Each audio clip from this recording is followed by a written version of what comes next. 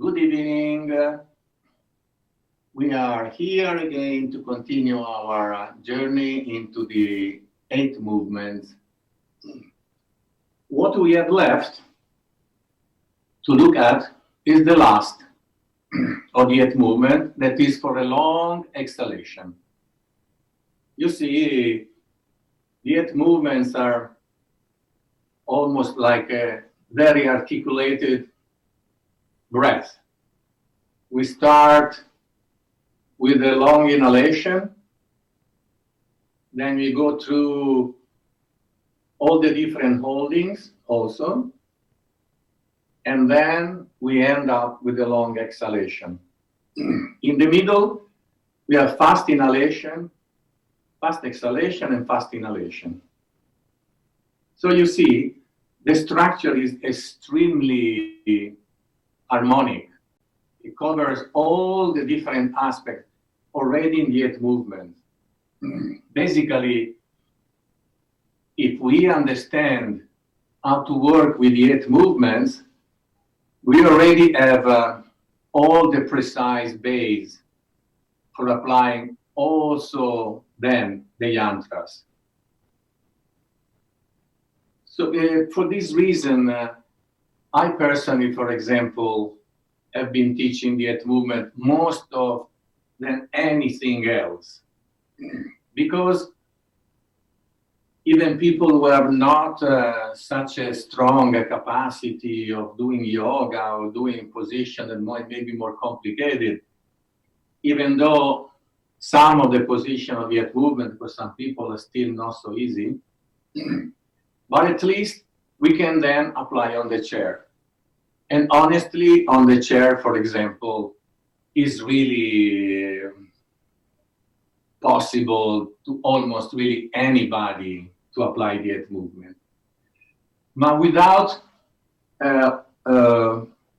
forgetting, the main aspect of the movement is always the breathing. So if the movement looks complicated to apply, but we have possibility, for example, using the chair to recreate that shape of the body that is giving a form to the breath and the holding, then the effect of the 8 movement should be there. It's not the difficulty of the movement that makes the quality of what is happening. That is not the point. Well, for example, in the yantras, there are the basic yantra and then the variations. So every yantra has 2 variations. And of course, there is the focus of increasing the function of what is happening. And these happen with the fact that we can hold longer. That is somehow the purpose of the variations. But then, of course, there is also the aspect of the position become also a little more complex. Obviously, some more challenging position might also have some stronger effect, for example, on the physical body. In some of the yantra variations, this is a personal impression of mine. You see the indication what is good, for example, a certain variation for, and it says this is very good for curing ailments of the spine. And then you have the book, and then there is the photo. You look and think, but if I can do this, I don't think I have problem in the spine. This was my thinking. Because some look really that the work of the spine is intense. But then, when we did the book of Yantra, book that Rinpoche wrote, the commentary of and compiled the book and everything. And we have to do some photos to then give the possibility to Bruno Irmici to draw, to make the drawing. The drawing of the book are made out of photographs of people, somebody doing the actual positions. And so we need to do some of the more advanced variations. And that time I had to do some photo for 4 or 5 or 6 of them. And I thought that would be really challenging, but I tried to do my best. I prepare a little bit and then I try to do it, and then you have to stay also because you have to take a photo. And then I discovered that what is said actually corresponds.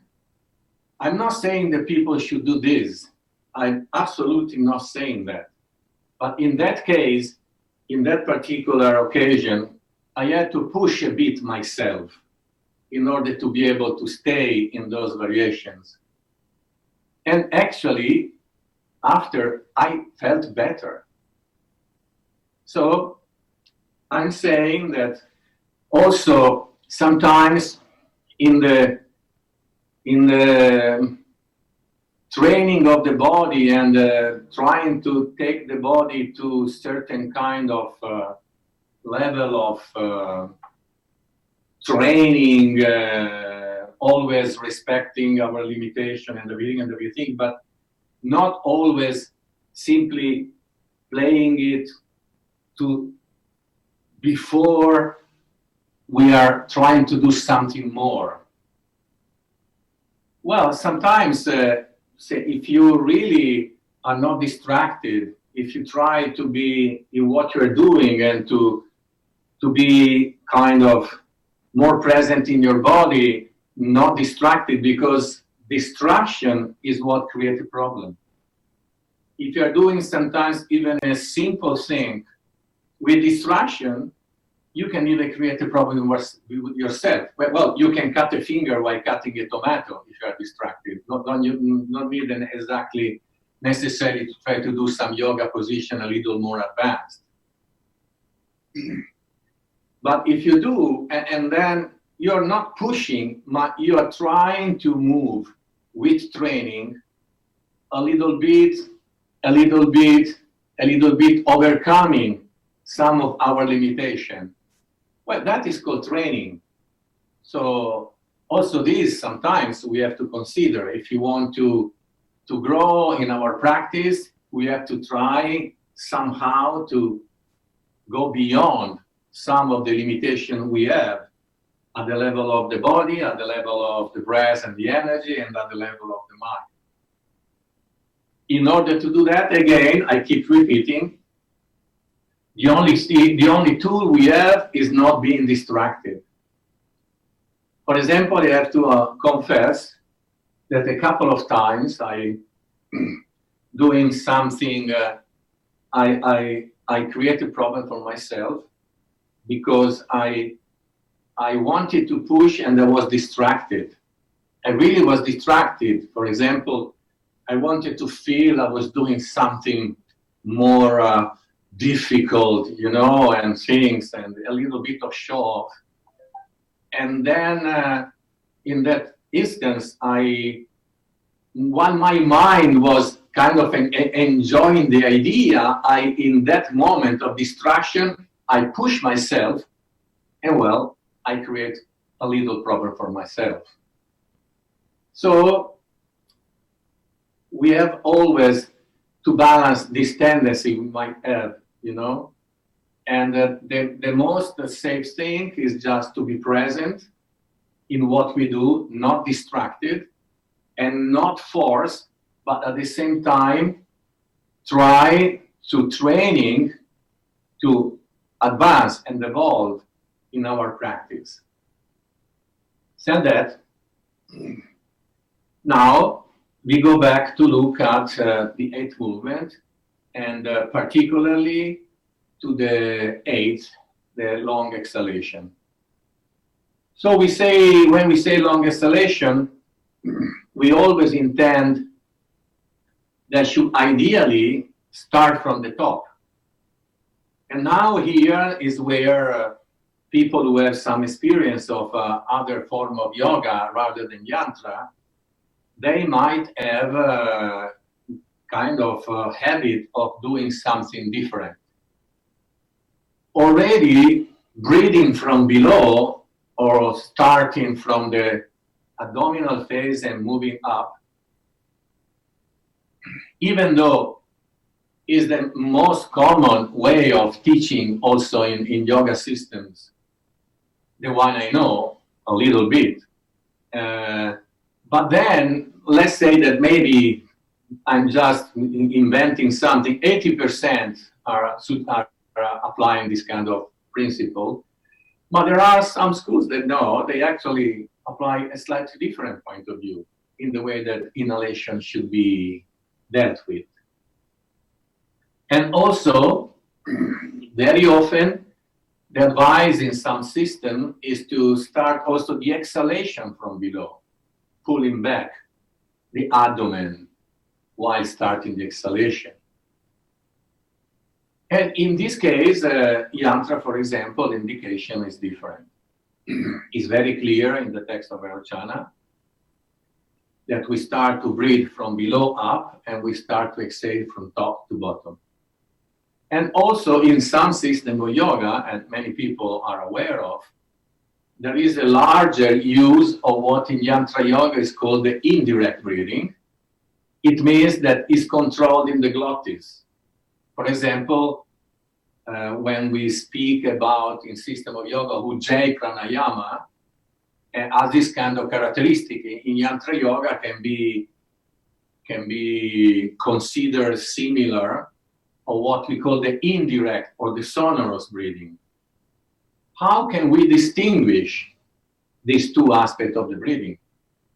We have to, because it's kind of important, in the sense that sometimes, especially people who are not trained to observe the breath, and maybe there is some tension in the system, then the tendency is somehow a little bit always to have a kind of control in the breath. Especially when there is some movement and maybe the breath is a little short, the tendency is through the movement or between one movement and the other to block and cut the breath, fragmenting the flow of the breath. And this should really be avoided, especially if you look at the principle of yantra where the different kind of holdings are important. Is described the importance of the effect of special holdings on different aspects of our subtle energies that are kind of powerful aspect of our condition. And then if we do all here and there micro holding all the time, you understand that is not really what is supposed to happen. If we consider holding the breath having this kind of power, and we keep doing the wrong ones here and there, so the benefit of the application of the movement diminish, because there is not this continuation of the coordination. For this reason, trying to have a breath that is fluid, that is not fragmented and blocked, is very important. And in yantra also is important that is not a breath that is controlled. That is called open. It means the throat is open. There is nothing that is blocking or controlling the breath. This is important to understand. in practice, not just the idea, okay, easy to understand, but we should be another reason why, in order to practice well, we would have to try of not being distracted, try to be a little focused on the breath. So to be able to not let, first of all, recognize, observing ourselves, if we have this tendency. If we actually, because we are always distracted, we don't know. If you don't observe ourselves, you can't know. If we do it or don't do it, we don't know. Or somebody else should tell us. Sometimes during a class, I see that some people are doing like this, and I tell these people, I think you are blocking your breath. It's not open, it's not direct. But otherwise, you have to do the job yourself. You are your own teacher. And then, at this point, we have to try to do something to release that, to release this tendency. One thing is, for example, apply some of these that I call warm-up for the breathing that we have done during these sessions. That helps you open up, and then you can experience a flow of the breath that is not blocked. The key is always the diaphragm. If you really start well from below, opening the diaphragm, everything moves better, because the diaphragm, there is not only the respiratory diaphragm. We would say diaphragm, but maybe it would be better to call it the respiratory diaphragm. But there is also the pelvic diaphragm, there is the laryngeal diaphragm, there is also another, according to different systems, a fourth and even a fifth diaphragm. But let's consider the main, there is also a thoracic diaphragm. In any case, when we open the breath from the diaphragmatic action, it's much more easy for the other diaphragm to stay open. So that is why it's so important to open up the breath from below. But then, when we open up the breath from below, especially if we take a deeper breath, like we do in the 9 breathings, that we expand, then we have to exert a certain action, in order to open up. If really the flow of the breath is really open, the diaphragm actually does most of the job, honestly. That's why the diaphragm is considered the main muscle of respiration. And the other muscles are considered, like the intercostal muscles, as auxiliary muscles. They should be helping. They should not be doing all the job. But then when you exhale, it's more passive. The lungs are elastic.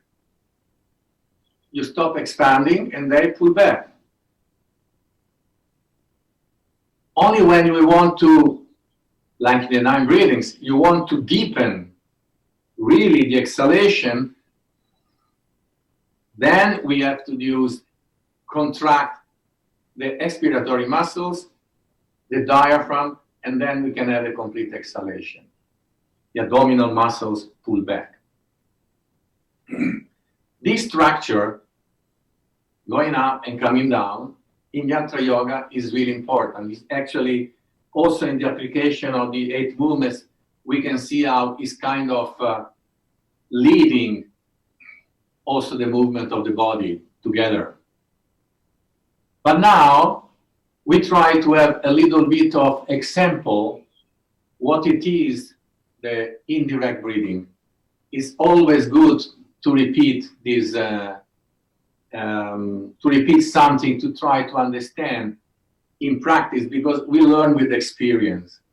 So if we experience something, at least not our brain only, but our body also know that it's possible. We are a heap of memories, basically. So if you want something to stay, we have to create new memories that are generally based in previous memories. But that is another story. In any case, experience is what gives us the memory.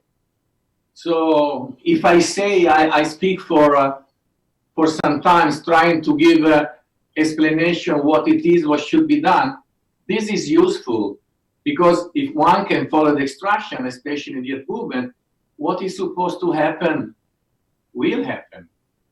But if you understand the principle, because it's based on experience, then you will be able to apply more concretely what is supposed to happen when you practice also the movement. So, if, for example, I tell you about the indirect breathing, this and that, and that, and that, still is a mental image. Is not something you can really feel. So, if you do some little exercises, like we have done for the fluid breathing, that you, that's it is. So now you know where is the road. So in this case, there are two different kind of exercises we can do. One, the one that Rinpoche was generally explaining, and one that I've been also using to try to explain in practice what it is, the indirect breathing. The first one is using our hand, one or two, or what Rinpoche was saying was also using a sheet of paper.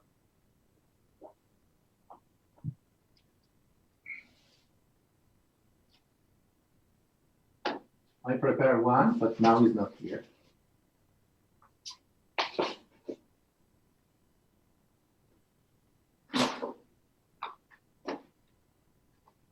Maybe this is a little heavy, but otherwise it bends too much. Okay. So we put under our nose, and then trying to really be sure that our throat is open, there is no tension at all. Then you just exhale with strength.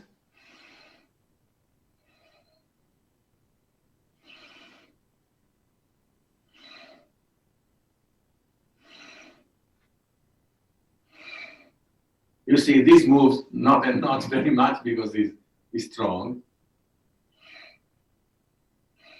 But you see, it's coming down.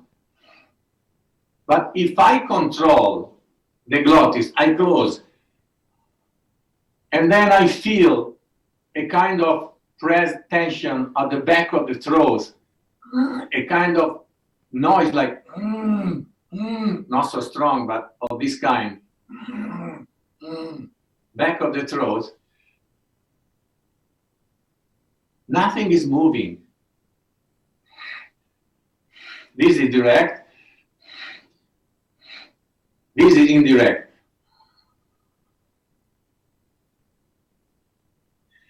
Because the strength of the air is much limited, doesn't have real power. Now, if you put the hand, what you feel is the jet of the air when it's direct, hitting your hand very clearly.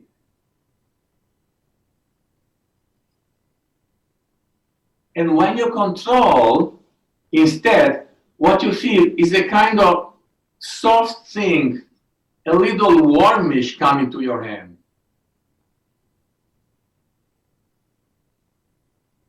There is no strength in the jet of the air.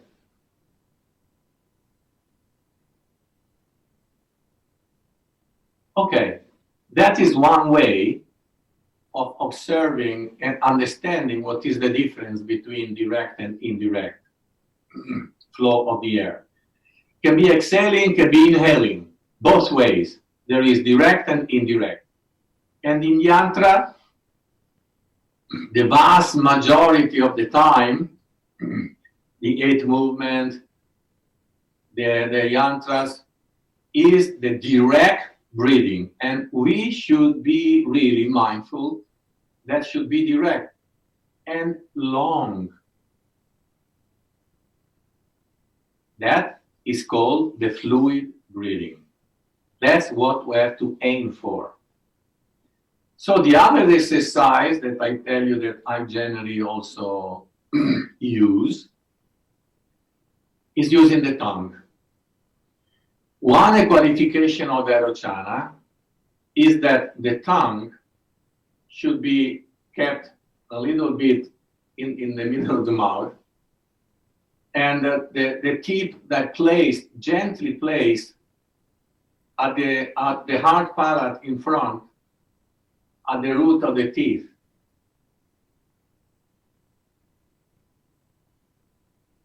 If you see, when you do this, you can't really close your teeth. And these avoid the tendency of, especially if you have some tension of blocking our jaws, and blocking the jaws also closes the throat. So it should be relaxed. The throat, the jaws, and this already should help to keep the throat open and so allow the breath to be direct. In order to understand really the difference, now the tongue, you bring it back up on the palate and a little back toward the kind of passage that goes in the nose, up. So when, of course, when you put the tongue up there, you can't talk. So, for example, if I put it, I try to talk. Okay? So if you feel you can't talk like this, it means you have put it up there, rightly so. And then, when you put the tongue there, you breathe and observe how the breath is.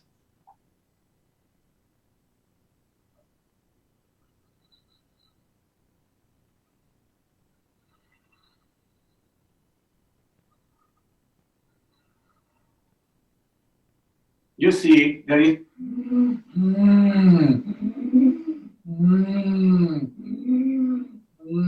a kind of sound, rasping sound like this on the back of the throat. That is the characteristic of the indirect breathing. I know in some systems of yoga, this a similar kind of breathing is used very much and is considered an important part of the practice. It considered having several good characteristics. But in Yantra, we don't really use it very much at all, especially not in the 8 movements and not in the Yantra. We don't have this that is called the indirect breathing applied when we practice these things. It's always and always should be the fluid breathing. Okay. This because I didn't explain it yet, and I wanted to be sure that we have clear in detail how is the importance of the fluid breathing and what we have to look for in order that we don't change it. Because especially sometimes when we try to have a little longer breath, some people who don't have much capacity, they tend somehow to control it.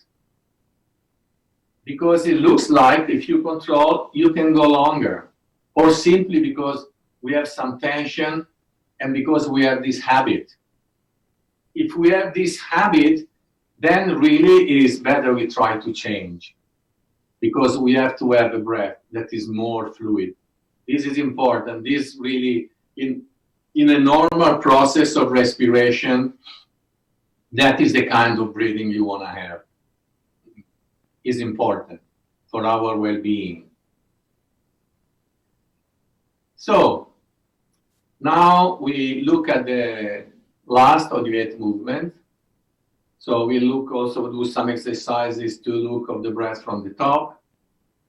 And we do, again, some exercises for the position that is the cross legs like this. And it's always useful and sometimes necessary to train and try to get the body used to do this position.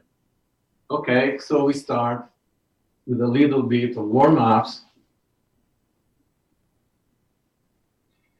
One of the reasons I always talking a lot about the breathing, because I hope that remain very clear in your brain, in your conscience, that what you have to be really aware of.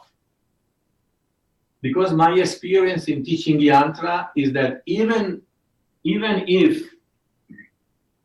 personally I keep repeating that all the time, how important it is, and also how many times is explained by word and in writing Rinpoche the importance of the breathing, and how in Yantra the what is in other system of yoga, the asanas are a kind of important, but is a service for the breathing.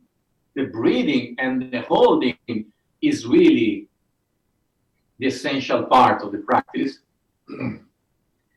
Still, there are people who are kind of distracted by the movement and they don't really pay enough attention to the breathing. Please don't do that. The breathing is very important because it helps shaping the breathing. But you think only of the movement and the breath is going whatever, then it's not Yantra, it's something else.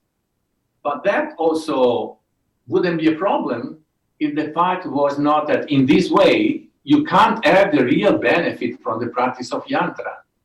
That is the problem of, in a certain way, being distracted or separating the movement from the breathing. And again, if you look at the names, for example, the movements, it's always indicating not the movement, but the breathing. There should be a reason for that, obviously, because that is an important point in order to coordinate and purify the prana. And so balance our energy, and so, and so, and so. We do a little bit of warm-ups.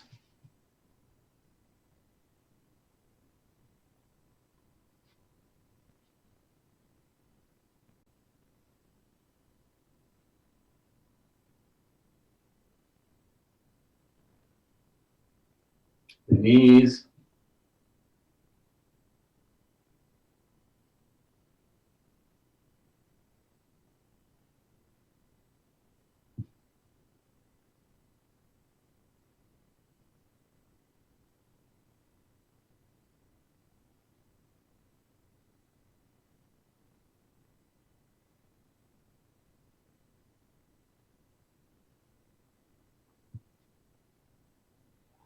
Inhale, exhale.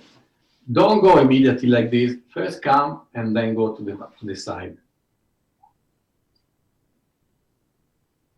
And try to observe the breath. It is not indirect, is not blocked, but as much as possible, let it flow.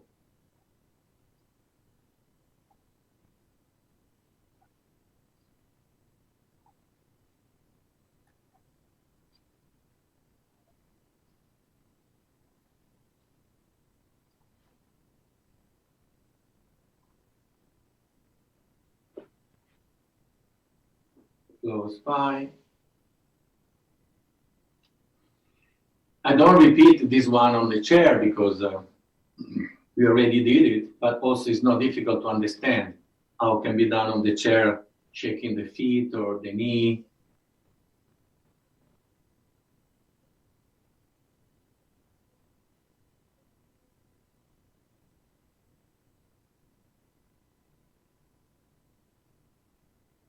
But I maybe the next sessions will be Saturday and Sunday, and one of these sessions I probably want to dedicate only to the chair.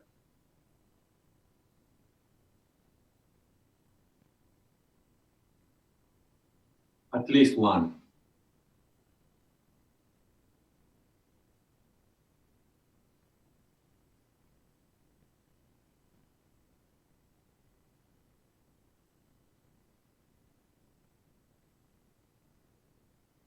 Okay. Now this way, with the foot possibly a little out, we go forward, breathe relaxed.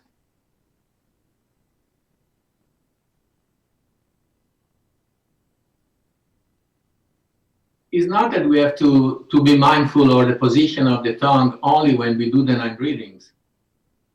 We can also try to remember that in general.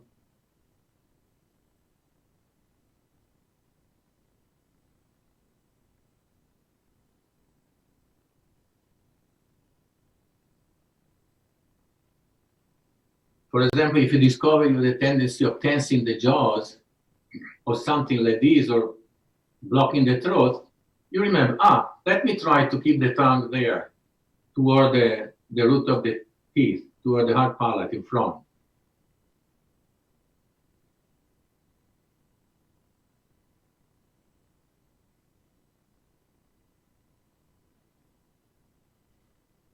And another thing that helps is to feeling the air traveling to the nostrils.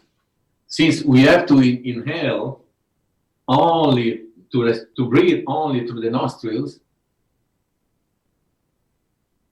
then if you remember to have some presence, keep the tongue there sometimes, and the presence of feeling the air actually traveling inside the nostrils.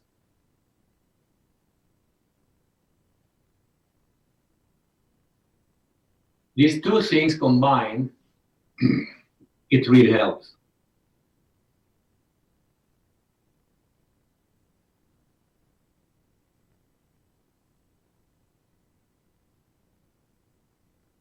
And also helps with the starting of the breath from below.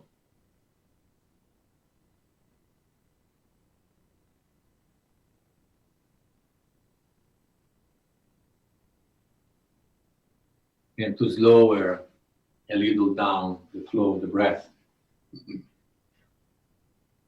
Okay. Now we bend one and we lay down, we let stretch a little bit.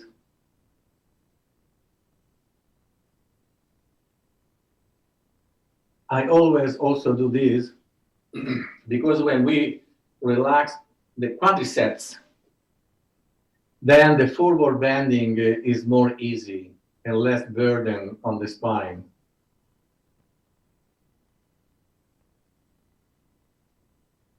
And for example, in this last, there is the bending forward to end the movement.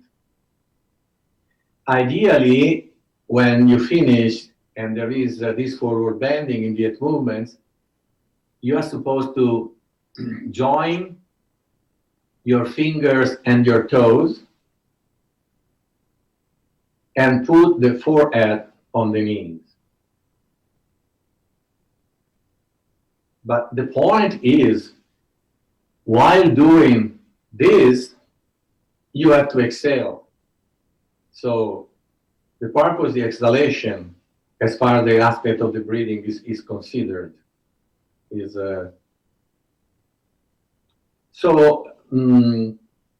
if you have to force and block the breathing in order to do that, then it doesn't make much sense. You just try to keep nicely your back straight, like moving the navel forward helps you keep the back more straight. And if you want to bend, at the very end, you bend the head toward the knees. But at this point, you already almost finished the exhalation. So you are not creating any hurdle for the breath to be thoroughly exhaled.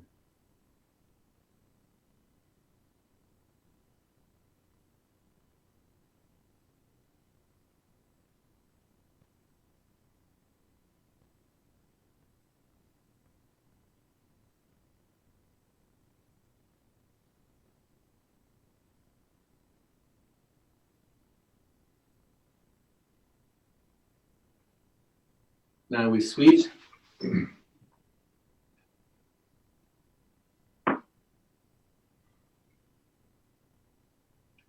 I'm sorry, sometimes I don't find the English word that I know I should know, but maybe because it's almost a month that I'm not really exercising very much my English at all.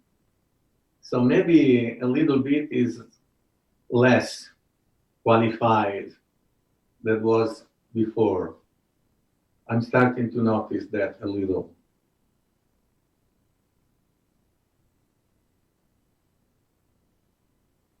Always the respiration fluid, relaxed.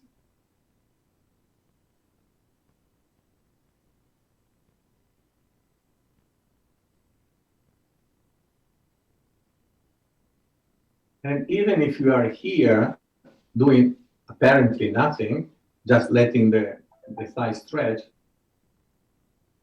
try to remember, maybe keep your tongue there, feel there to the nostrils, and remember below you inhale, from below, from the top you exhale. Just a little training. Take the opportunity.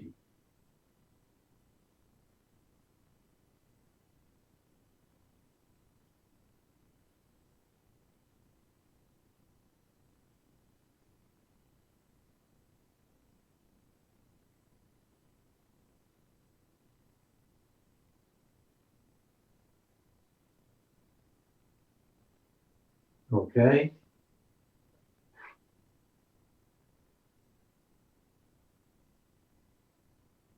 Now we put the ankle under the knee and we move forward. If you can, you put your fingers at your toes.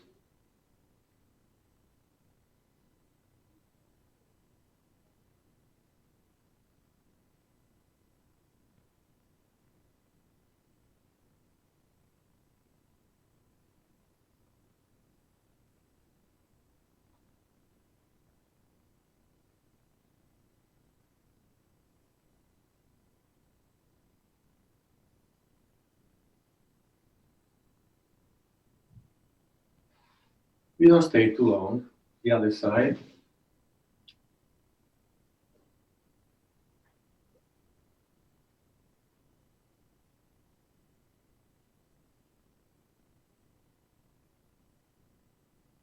You stay just enough that you feel some release. And you find that you can, without effort, go down a little more than usual. But don't try to force it.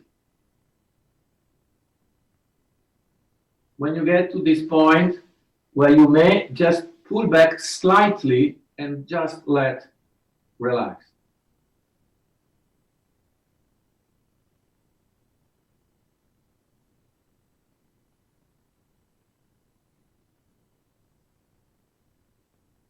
Okay? Now, together.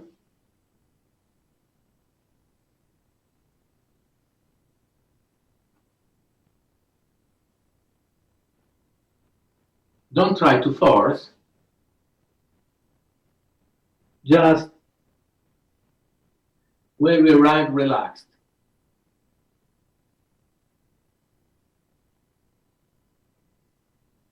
Now, pull back and stay there a little. Breathe smoothly.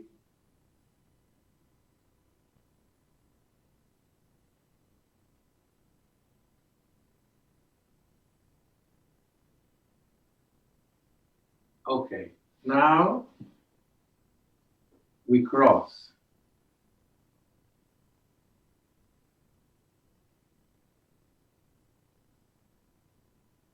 One leg in front of the other.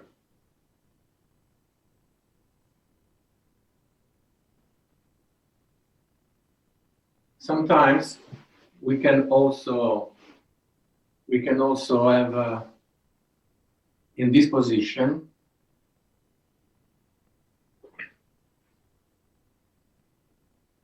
And also we can do some training like this. In this position that you go a little forward and you stay.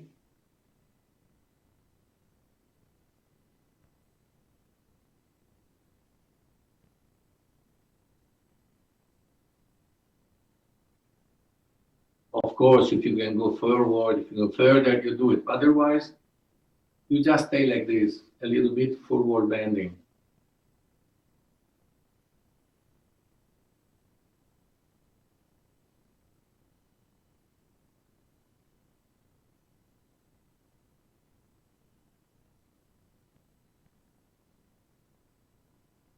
Breathe smoothly. The other side.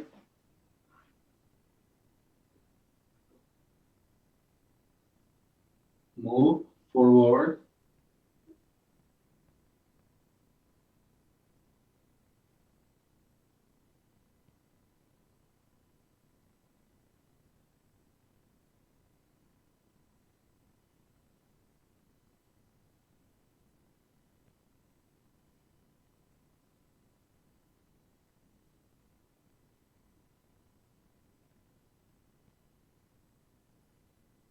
Breathe smoothly.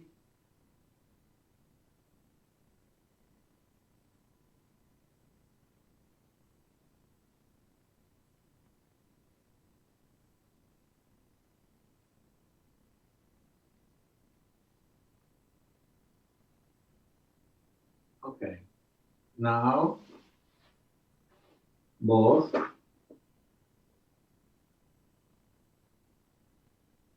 Back straight.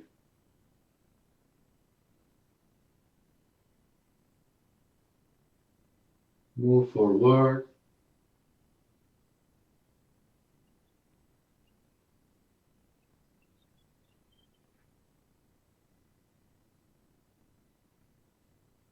Here, if you want, you can grab the feet from in front. But then don't get the habit when you have to do the third movement that we have to do the opposite way, to do it this way, okay?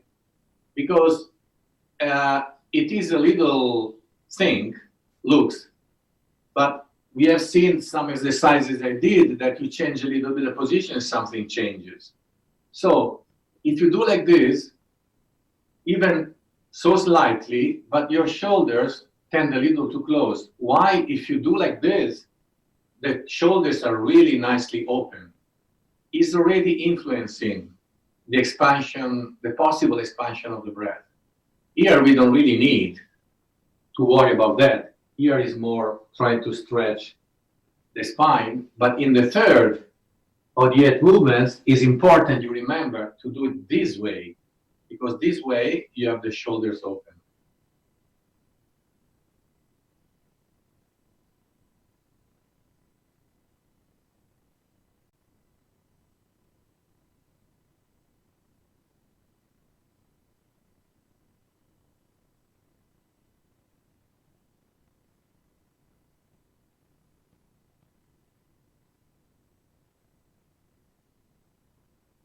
Now we turn to the open side.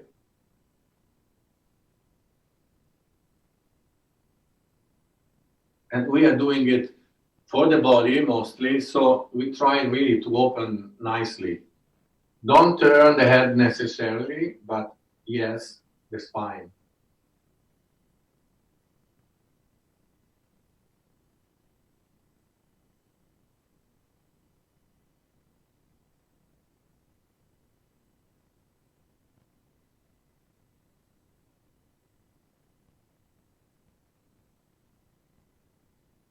Then to the other side. And here we do more. Try to push it also with the external shoulder. But always not a movement that is going down, but a movement that is springing up. So with the shoulder, you push, but at the same time, also with the navel, you move forward. so that you straighten the spine.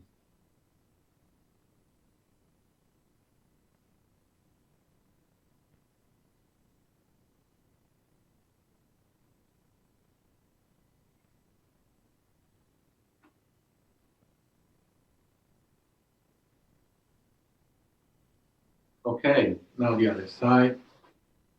Let me see.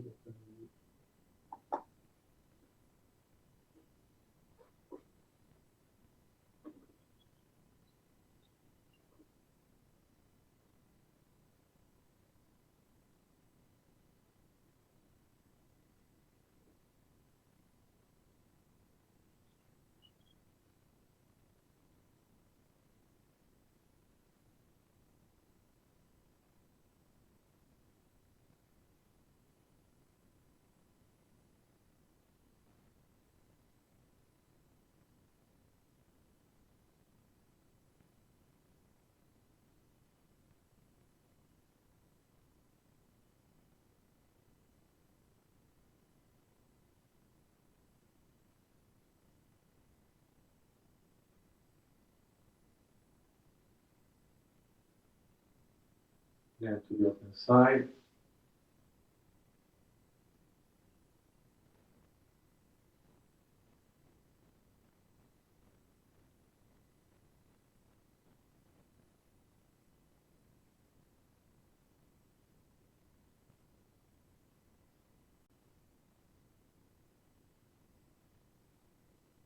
The other.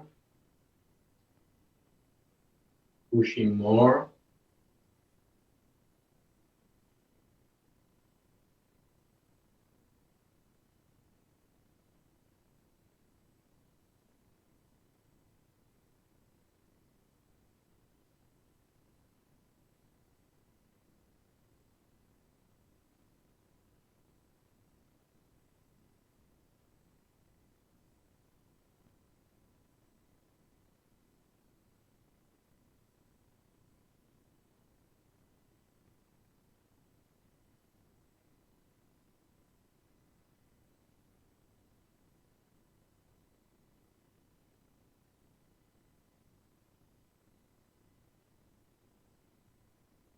Okay. Now we go back to the previous position.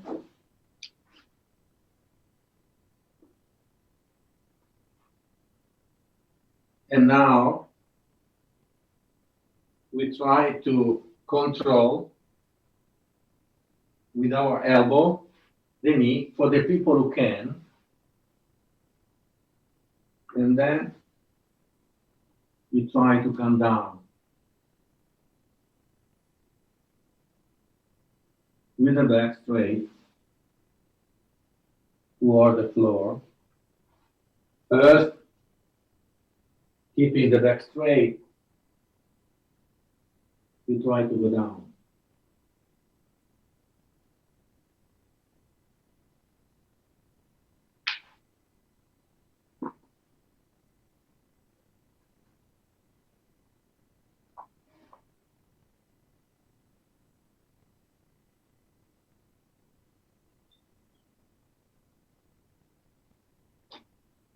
Okay, I was trying myself. Then the other side.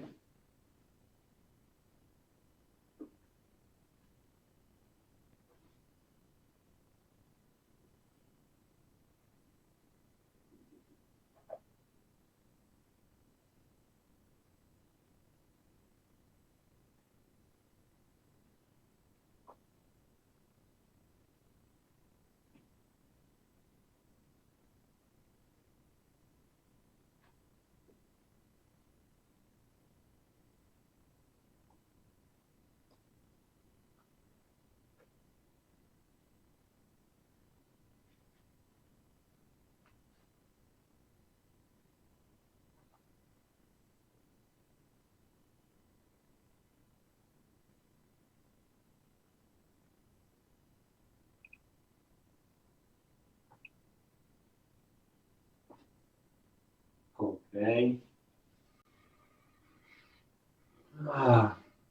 Feels good actually. Okay. So now we prepare a little bit the arms. Part of the movement of the eighth, is to grab in this way from behind.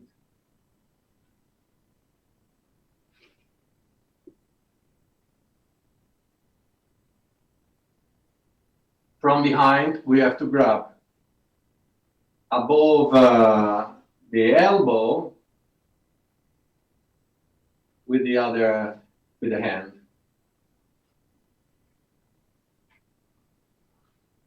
So it's maybe worth doing a little bit of stretching of the arms.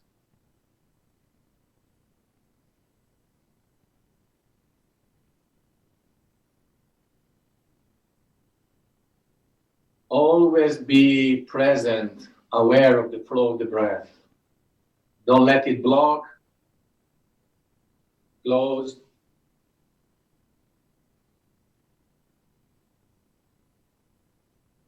In Yantra, we close the breath, we stop the breath only when it's specifically indicated to do it.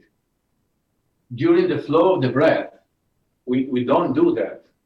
We let the breath flow. There is a little pause in transition, there can be, but that is not holding. This is the smoothly move from inhaling to exhaling, exhaling to inhaling. There is a little bit of smooth transition. That is good.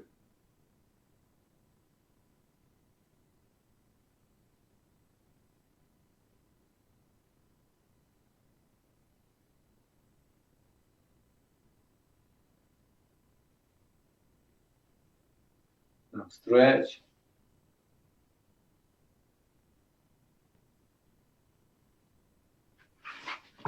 Hands down. Same thing of the chair. This one, don't change on the chair.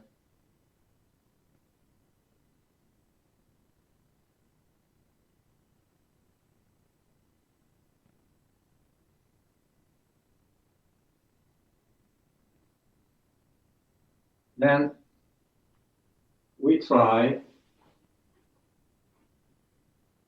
to do this way.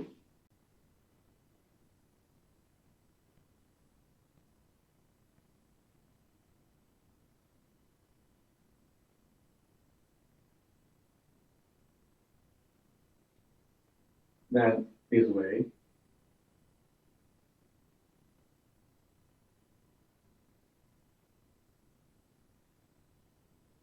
If you can't, you simply put it there. But then maybe you do a little movement like this.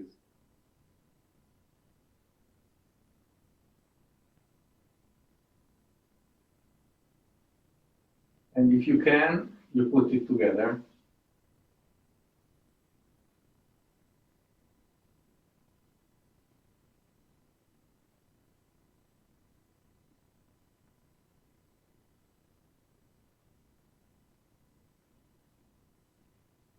In any case, don't worry, because if you cannot reach to grab your arm, then you can simply do the movement in this way also. But keeping here, and in that case,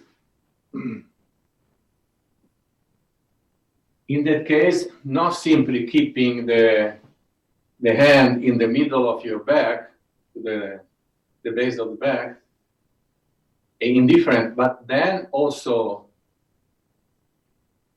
moving a little outward your shoulder in order to really square it nicely.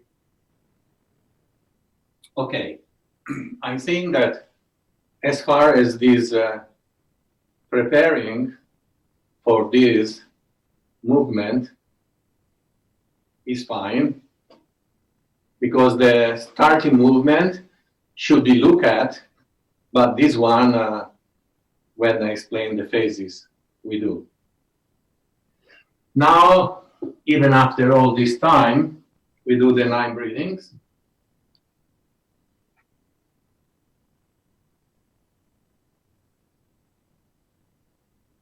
Get a comfortable balanced position, back straight.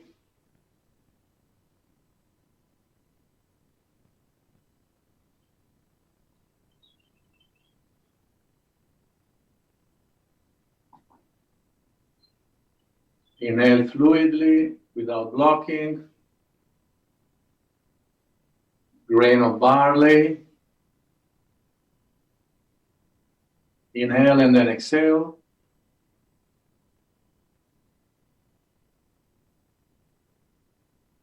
Go.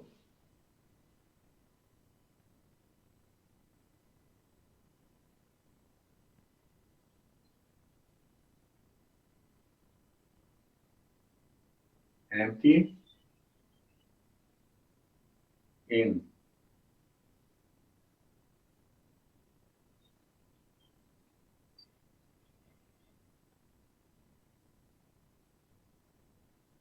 Empty. In.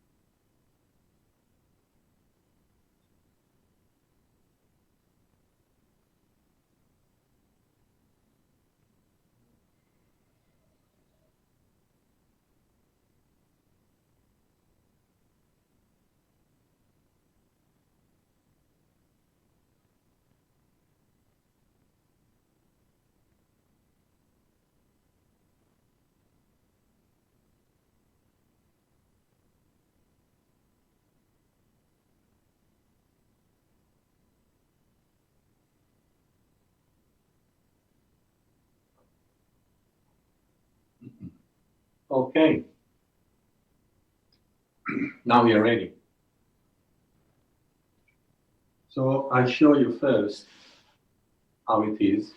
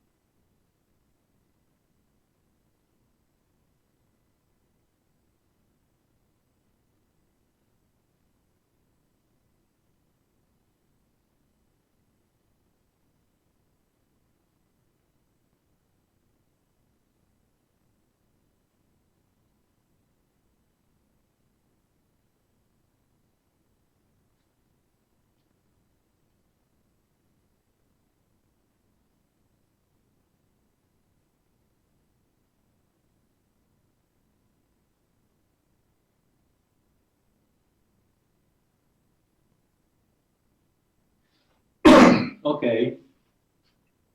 I've been doing it, as you notice, a little slow, so I guess might be a little easier to see more or less how it should be. So we have finished the previous one this way. So here we are supposed to go with a elegant movement, crossing the legs and the arms, taking the arms up, parallel to the head. If we do it separately, we can start with the hands on the knees. And the movement should be something like this. Now, men go back, putting the left over the right first, and women the right over the left first.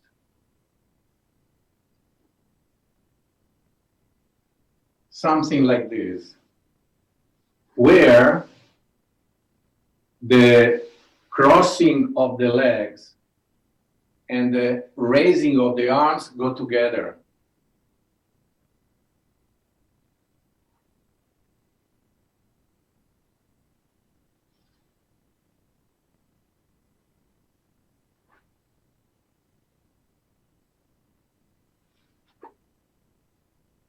Clear? The tendency of quite a few people is to try to first cross and then go up. That is good. If you cannot really synchronize elegantly, hopefully, you focus in doing this. So without block, the point is you shouldn't block your breath. So if you keep the arms down, more likely you are not blocking. So this is what you have to do if you cannot go in total synchronicity. But the point is that many people go out immediately with the arms, and then they try to cross the legs. And this is bad, because this instead blocks the breath. When you are like this, up, you are,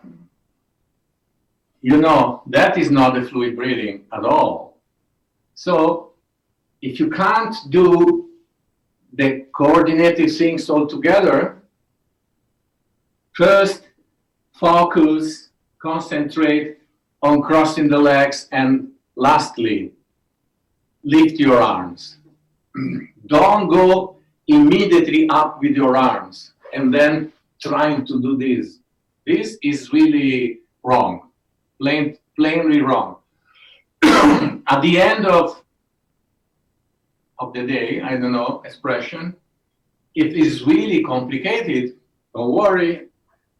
First, you put yourself in the position, and then inhale and exhale. No problem at all. Much better than blocking the breath, flying with the arms flying everywhere and blocking the breath. And even if it's not necessarily blocking, but really changing too much the way that we breathe. Now here, we have inhaled in 2 counts, then come down, and we go a little bit, not too much, but a little bit forward. The text is saying bringing the arms backward. I tend to keep it not up. I tend to keep it along the sides. The reason is that because it's already there when I have to grab it later, but also because keeping it close to the ribs gives me the sensation that I'm exhaling better, a little better. It is minimal, but since the text is not specifying where back, I generally keep it to the side. Then we have to inhale coming back and grabbing above the elbow the other arm while turning the Vajra fist and opening the shoulders. Now, then I show on the side and from the back. So, some people I know, which way is better? This. Some people I know, they have the tendency of wanting immediately to grab the hand, but doesn't make sense. Because this is when you get here, grabbing and rotating. When you rotate with the bunch of fist, you rotate in this way. Then, if you do it, you feel what is happening, that the shoulder is opening. But that is at the end of the movement. Because the purpose is somehow to bring in enough air to expand. In fact, the text is saying at the end you have to open well the chest. It means not you open the chest like open the chest, because there is an expansion of the air up to the chest. So it means you have to open the chest to let the air expand. Because after that, the end is the long exhalation. So you need a nice inhalation in order then to allow you to have a long exhalation. So this is really toward the end. And when you rotate that shoulder and you are hooked into the arm, no? Because you are grabbing it from below. You turn this, automatically turn also that. So you really open very well the chest. That's why I said, if for some reason you cannot grab, and it's perfectly fine, you stay like this, but then when you turn this way, also help yourself moving a little backward the shoulder, so have to have really the air coming nicely up in the chest. I'm not sure if I do like this, if it's more clear.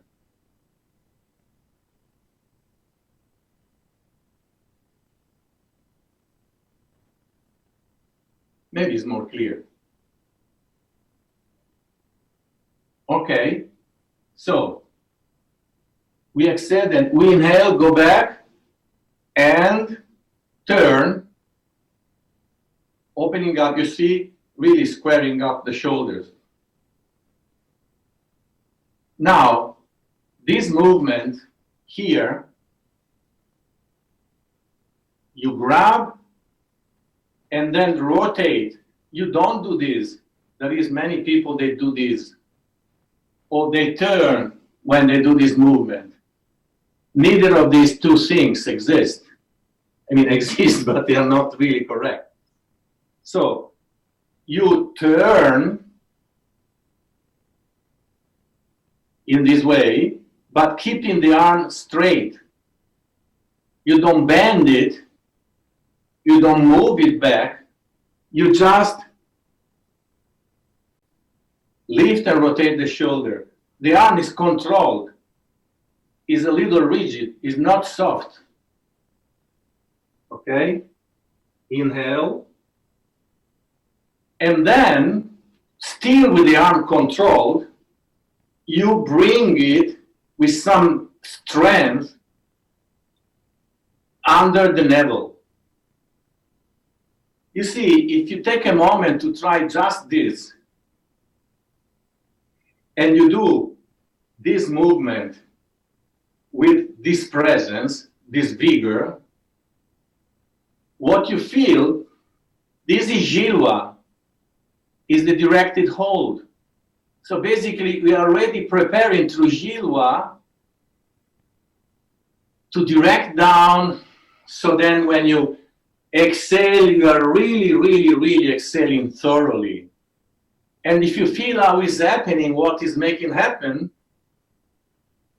when you do this movement like this, you feel the rib cage contracting, pulling in.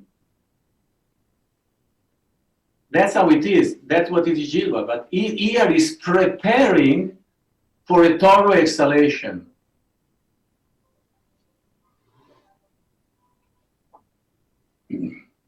I hope it is clear. Then, when we are, when we are here, we have done this and this. Now, we have to turn, pretty much like the third obedient movement, we have to turn to the side, because the idea is that you go as much as possible so that then you can move down with the back straight and ideally even be able to put your forehead on the ground.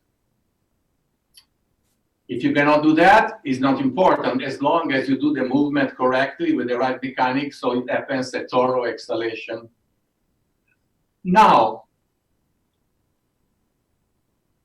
here you start the movement from the shoulder back, but not let the lower back compress.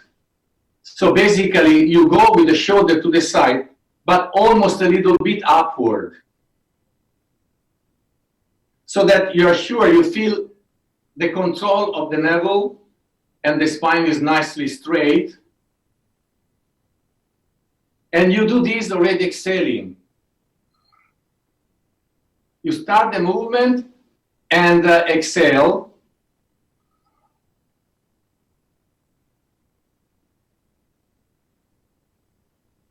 Thoroughly. More, you can go to the side.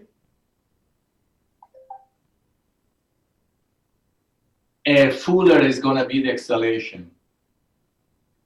And here, I don't know, I hope I was doing it correctly because I don't see myself, you never know. But here, when you go like this, some people have the tendency of doing this or doing this with the head. We should try as much as possible to keep the head aligned. Okay? Then inhale and exhale, and we finish. Okay.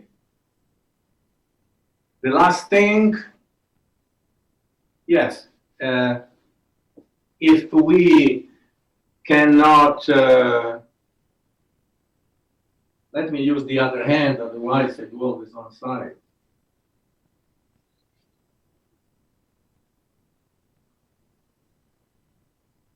Okay.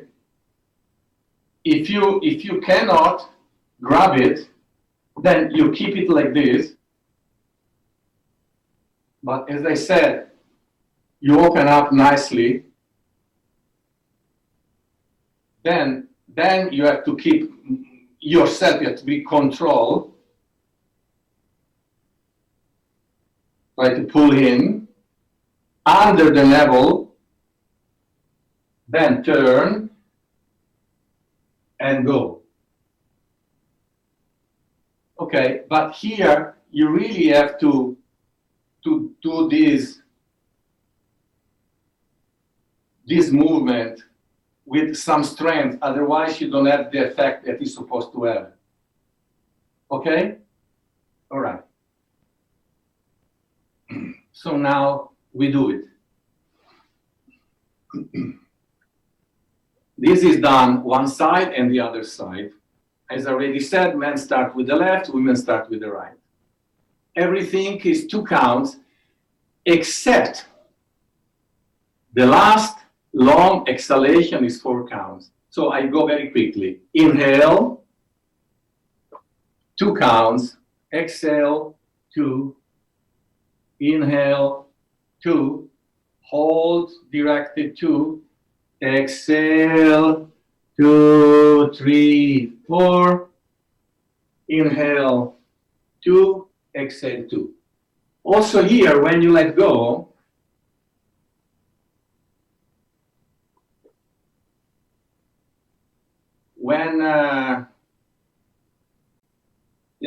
when you let go, try to do it, if possible, not this and then this, because again, when you do this, And then do this. Almost inevitably, you tend to block the breath. And then go like this. So try, if you can, to do it together. Even if you are like this. I want to do this side. Okay? Try to move it out, that more or less they get together a little more elegantly. Okay. Now we do it together. In, out, in, hold, exhale slowly, inhale, exhale, inhale, exhale, inhale, hold, exhale slowly, inhale, exhale. Now, a little trick. If you feel yourself that you are up and you feel the tendency is to try to block a little bit, you raise, stretch a little bit the arms more up. And you see that this tendency of blocking, you can open with that. Because if you go up like this, then you help the throat not to close. It's a moment, but it can make the difference between blocking and being able to smoothly exhale again. Now I have to go and show it on the chair.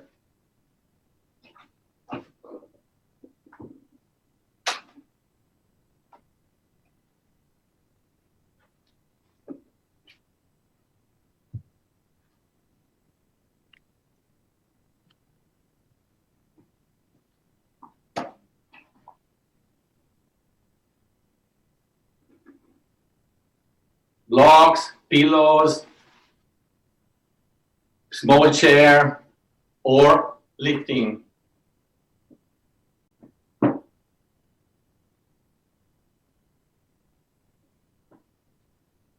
Okay. So, would be inhale, exhale, inhale, hold. Sorry, I was thinking something. This one is, I should have more. I should have, because this should be a little separated, not so close. Okay. Let's see now.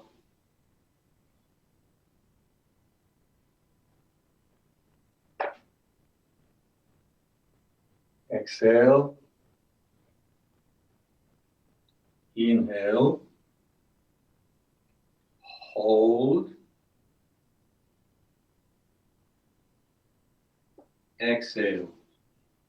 Inhale.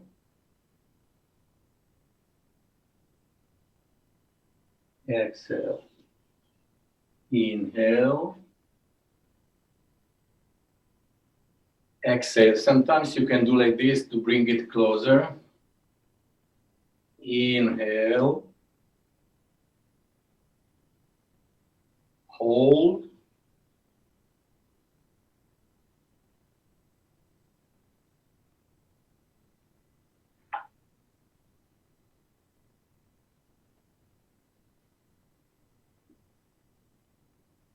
Now, let's do it without the blocks. Just raising the foot that is actually more stable. We come a little bit more on the edge of the chair. In, raising the foot like this, out, in, hold,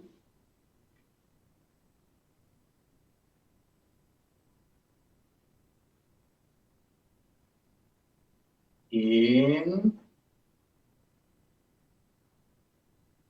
out, the other side, in,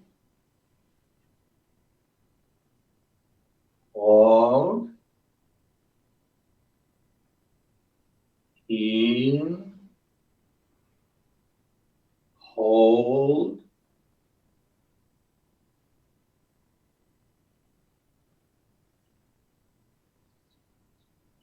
in, out. So if we do it like this, because with the blocks it's really not so easy, there is a little trick that makes it easier. Now I show you. Start from before, from the beginning. Inhale. Exhale. Inhale. And then when you start to exhale, you move the foot a little bit. Oh, sorry. Before there is the Gilva. Gil. Then when you do this, you move a little bit, not where it was before, a little bit there, and turn.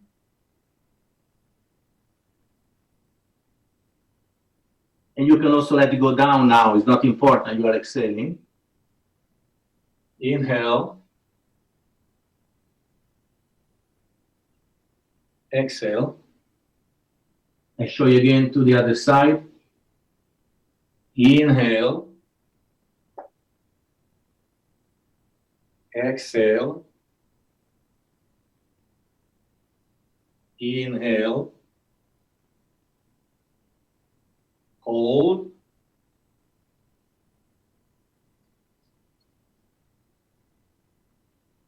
You see, from here the foot, you move here.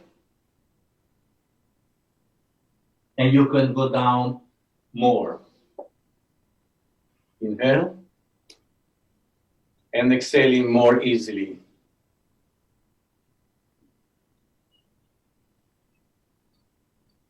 Okay. Now we do some fast exhalations. Also do it on the chair. If you are on the chair. Some fast exhalation. And we relax a moment.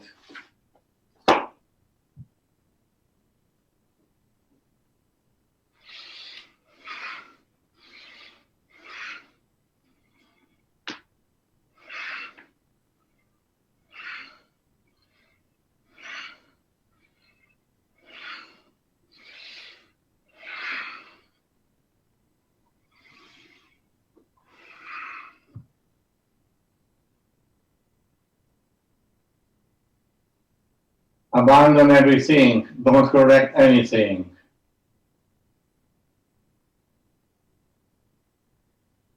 Let the body breathe, let the breathing be, let the mind be. Relax.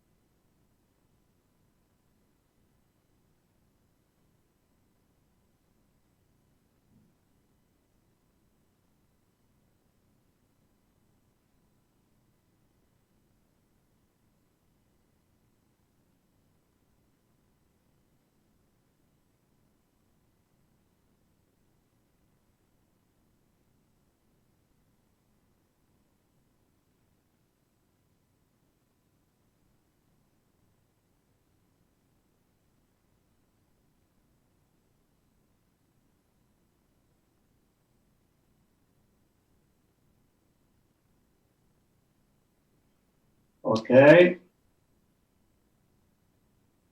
Sit in the position coordinated way.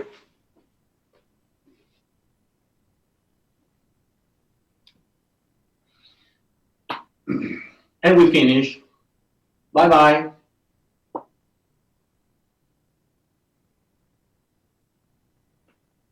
Don Sebastiano?